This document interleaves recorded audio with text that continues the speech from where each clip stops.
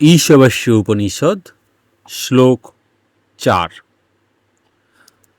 अनिजद्देकं मनसज्जवीयो नैनद्देवा आप्नुवन् पूर्वमर्षत् तद्भावतो नानत्तेति तिष्ठत् तस्मिन्नपो मातरिस्य दधाति। আর একবার, অনিজদ্দেকং মনসজ্জবীয় নৈনদ্দেবা আপ্নুবন পূর্বমর্ষতঃ তদ্ধাবতো নানত্তেতি তিষ্ঠ তস্মিন্নপো মাতরিষ্য দধাতি। এবারে আমরা শব্দে শব্দে এর অর্থটা বুঝব। তার আগে আপনারা যারা ঈশাবাস্য উপনিষদ শ্লোক 3 দেখেননি, ওপরে আই বাটনে ক্লিক করে দেখবেন। আবার 3টা যখন আপনি দেখতে যাবেন সেখানে বলা আছে 2-1 কীভাবে দেখতে হয়, আই বাটনে ক্লিক করে। তাহলে এটা দেখাটা কেন দরকার? তাহলে আপনার কাছে প্রপার কনটেক্সটটা থাকবে, মানে যেখান থেকে আলোচনা শুরু হচ্ছে। ঈশাবাস্য উপনিষদ প্রথমে শান্তি মন্ত্র, তারপরে ঈশাবাস্য উপনিষদের প্রথম মন্ত্র ঈশাবাস্যমিদং সর্বযৎকিঞ্চ যাবত্তাম জগতঃ তেন তক্তেন ভঞ্জিতা মা ঘৃদঃ কস্যস্যৈদ ধনম। ঈশাবাস্য উপনিষদ শ্লোক 2। কুর্বন্নেবেহ কর্মাণি জিজীবিষে ছদকং সমাহ এবং তৈ নান্যথেতস্তি ন কর্মা লিপ্যতে নরে। তারপর শ্লোক 3। অসূর্যা নামতে লোক অন্ধেন তমসবৃতাঃ তাংস্তে প্রীত্যাভিগচ্ছন্তি একে চত্মহন জনাঃ। তো এই ভিডিওগুলোতে এইগুলো সম্বন্ধে বিস্তৃত আলোচনা করা আছে। তো দেখে নেওয়া যাক আজকের শ্লোক 4।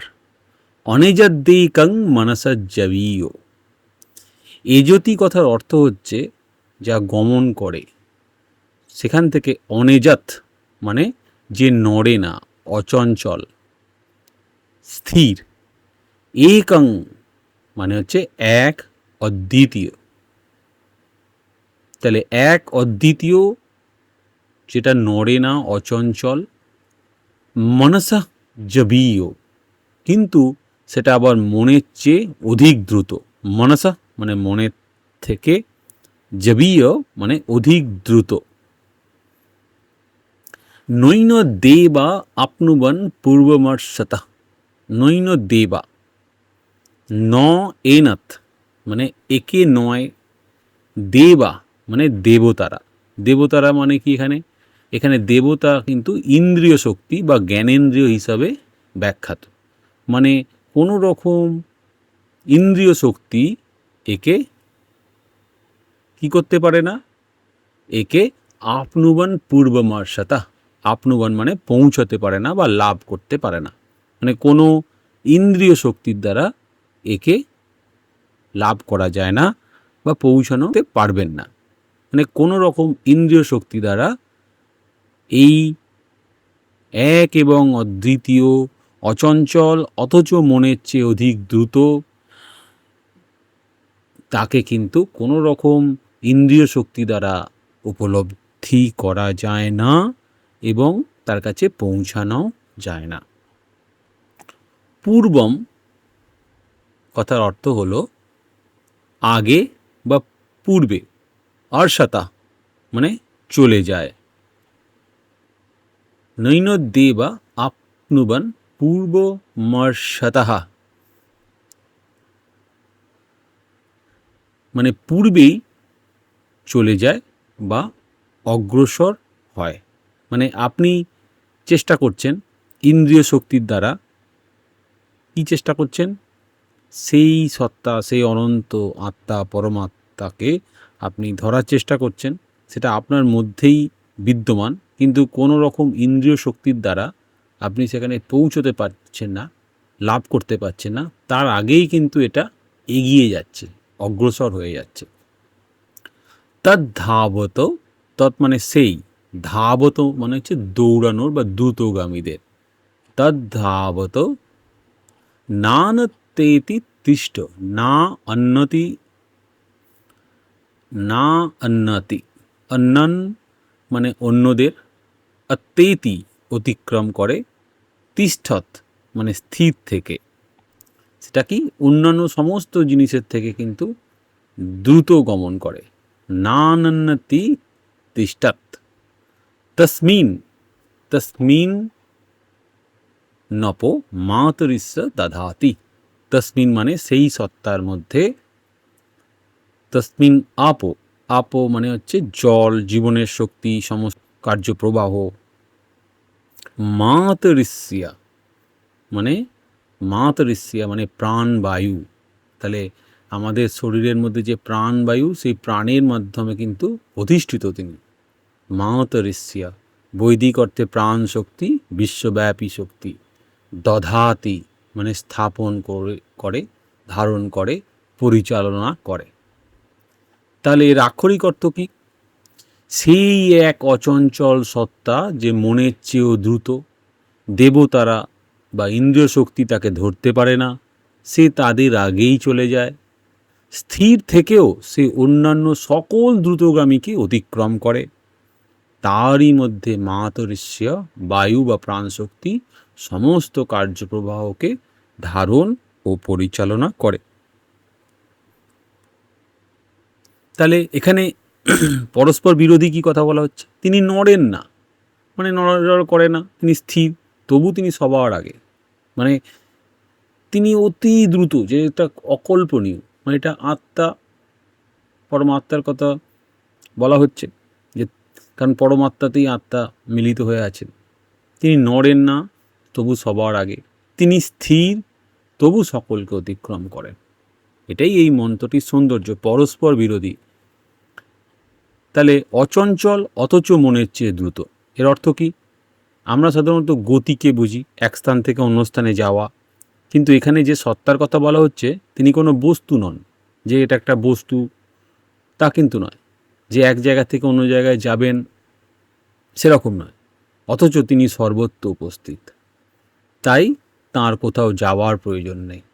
ধরা যাক, মানে করুন আপনি একটা ঘরে আছেন, আপনার এক প্রান্ত থেকে অন্য প্রান্তে যেতে কিছুটা সময় লাগবে, কিন্তু যে স্পেসটা, যে ঘরের মধ্যে আপনি আছেন, সেই স্পেসটা সর্বত্রই বিদ্যমান, তার কোথাও যাওয়ার প্রয়োজন নেই, কারণ স্পেসের মধ্যে আপনি আছেন। আপনাকে একটা জায়গা থেকে একটা জায়গায় যেতে গেলে একটা স্পেসের মধ্যে আপনাকে ট্রাভেল করতে হয়, কিন্তু একে মানে সেই জিনিসটাকে, কি জিনিসটাকে এখানে স্পষ্ট করছে না, এখানে আপনাকে বুঝতে হবে যে কাকে নির্দেশ করছে।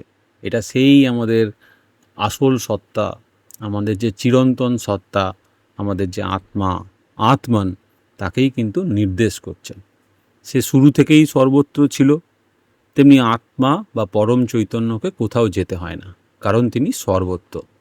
এই জন্যই তিনি অনেজদা, তিনি অচঞ্চল, একই সঙ্গে মনসা জাবীয় মানে মনের চেয়েও দ্রুত, কারণ মন কোনো কিছু কথা ভাবার আগেই চৈতন্য সেখানে উপস্থিত। মনের চেয়েও দ্রুত কেন? তুমি মনে মনে ভাবছো যে আমি কলকাতায় যাব, এক মুহূর্তে মন কলকাতায় পৌঁছে গেল। তারপর হিমালয় ভাবলে, মন হিমালয়ে। তারপর চাঁদ, মন চাঁদে। মন অত্যন্ত দ্রুত, কিন্তু যে চৈতন্য মনকে এই সমস্ত চিন্তা করার ক্ষমতা দেয়, সেটি মনেরও আগে। মনকে তুমি দেখতে পারো না চোখ দিয়ে, কিন্তু তুমি জানো আমি ভাবছি। কে জানছে যে তুমি ভাবছো? সেই সাক্ষী চৈতন্য। তাই মন্ত্রে বলেছে মনসজ্জবীয় মানে মনের চেয়েও দ্রুত। দেবতারা তাকে কেন ধরতে পারে না? এখানে দেবতা শব্দটির একটা গুরুত্বপূর্ণ দার্শনিক ব্যাখ্যা আছে। বেদান্তীয় ব্যাখ্যা এগুলোকে ইন্দ্রিয় শক্তি হিসেবে বোঝানো হয়। চোখ দিয়ে আমরা রূপ দেখি, কান দিয়ে শুনি, জিহ্বা দিয়ে স্বাদ গ্রহণ করি, ত্বক দিয়ে স্পর্শ করি, নাক দিয়ে গন্ধ পাই, কিন্তু চোখ কি নিজের দেখার ক্ষমতার উৎসকে দেখতে পারে? কান কি নিজের শ্রবণের উৎসকে শুনতে পারে? চৈতন্য ইন্দ্রিয় সাহায্যে জগৎকে প্রকাশিত করে, কিন্তু চৈতন্য নিজে কোনো ইন্দ্রিয়ের বস্তু নয়, তাই ইন্দ্রিয় তাকে ধরতে পারে না। স্থির থেকেও সকলকে অতিক্রম করেন। এই মন্ত্রটি সবথেকে সুন্দর প্যারাডক্স, আপাত বিরোধী, মানে তিনি স্থির কিন্তু সবচেয়ে দ্রুতগামী। কারণ সমস্ত গতির ভিত্তিই তো তিনি। একটা সিনেমার পর্দার কথা ভাবুন, পর্দা নিজে কোথাও যাচ্ছে না, কিন্তু তার ওপর গাড়ি ছুটছে, মানুষ দৌড়াচ্ছে, নদী বইছে, পাহাড় পেরিয়ে যাচ্ছে, পর্দা স্থির, ছবির মধ্যে সব কিছু চলছে। তেমনি চৈতন্য স্থির, কিন্তু তার উপস্থিতিতেই সমস্ত জগতের গতি। তস্মিন্নপ মাতরিষ্য দধাতি, এই অংশটিও খুব গভীর। মাতরিষ্য মানে সাধারণভাবে বায়ু বা প্রাণবায়ুর সঙ্গে যুক্ত। এখানে ইঙ্গিত করা হচ্ছে জগতের সমস্ত কার্যপ্রবাহ, প্রাণশক্তি এবং প্রকৃতির গতি সেই পরম চৈতন্যের ভিত্তিতেই সংগঠিত হয়। অর্থাৎ সূর্য ওঠে, বাতাস বয়, জীবন স্পন্দিত হয়, হৃদয়ে চলে, চিন্তা আসে, জগতের পরিবর্তন ঘটে, কিন্তু এই সমস্ত কিছুর পেছনে রয়েছে সেই অচঞ্চল চৈতন্য। তাহলে আমরা প্রথম 4টি মন্ত্রকে একসঙ্গে দেখে নিই। প্রথম মন্ত্র কি? জগতের মধ্যে ঈশ্বর ছাড়া আর কেউই নেই। ঈশবস্যমিদং সর্বম, সব কিছু ঈশ্বরময়। দ্বিতীয় মন্ত্র কি? কীভাবে বাঁচব? কুর্বন্নে বেহ কর্মাণি জিজীবিষে ছদগং সমাহ এবং ত্রয়ী নান্যথেতস্তি ন কর্ম লিপ্যতে নরে। কর্ম করো, কিন্তু কর্ম যেন তোমাকে আবদ্ধ না করে। তৃতীয় মন্ত্র থেকে কি দেখেছি? কি থেকে আপনি সাবধান থাকবেন? ঠিক আছে, অসূর্যা নামাতে লোক অন্ধেন তমসাবৃতাহ তাঙ্গস্তে প্রত্যাভিগচ্ছন্তি ये কে চত্মহনা জনাহ। নিজের আত্মস্বরূপকে ভুলে যেও না। চতুর্থ মন্ত্র, সেই আত্মাটা কেমন যাকে আপনি বলছেন ভুলে যাব না, ঠিক আছে, যাকেই আমার অর্জন করা আমার জীবনের সবথেকে উচ্চস্তর গোল বা আমার লক্ষ্য, তা সেই আত্মাটা কেমন সেটা চতুর্থ মন্ত্রে বলা হচ্ছে। অনয়দ্যেকং মনসজ্জবীয় নৈনদ্দেবা আপনুবন পূর্বমর্ষত তদ্ভাবত নানত্তে তিতিষ্ঠ তস্মিন্নপ মাতরিষ্য দধাতি। তিনি অচঞ্চল অথচ মনের চেয়েও দ্রুত। তাহলে আপনারা বুঝতে পারলেন চতুর্থ মন্ত্রের কেন্দ্রীয় ভাবটা তাহলে কি? যে চৈতন্য নিজে অচঞ্চল, তার উপস্থিতিতে এই সমস্ত জগতের গতি। আশা করি এই ভিডিওটা আপনাদের ইনফরমেটিভ লাগবে, অনেক তথ্য আছে। তো আপনারা কি করবেন? চ্যানেলটিকে লাইক করবেন, সাবস্ক্রাইব করবেন, আর দেখতে থাকুন ঈশাবাস্য উপনিষদের সমস্ত পর্বগুলি। মুক্তবাণী চ্যানেলে আপনাকে স্বাগত, আপনাকে প্রণাম। আপনারা এসে আমার চ্যানেলে আমার ভিডিও শুনছেন, আমার কথা শুনছেন। আপনারাই তো সেই আত্মা, পরমাত্মা। আপনারাই তো আমার যে প্রণম্য। আপনারা শুনতে থাকুন, দেখতে থাকুন। ধন্যবাদ।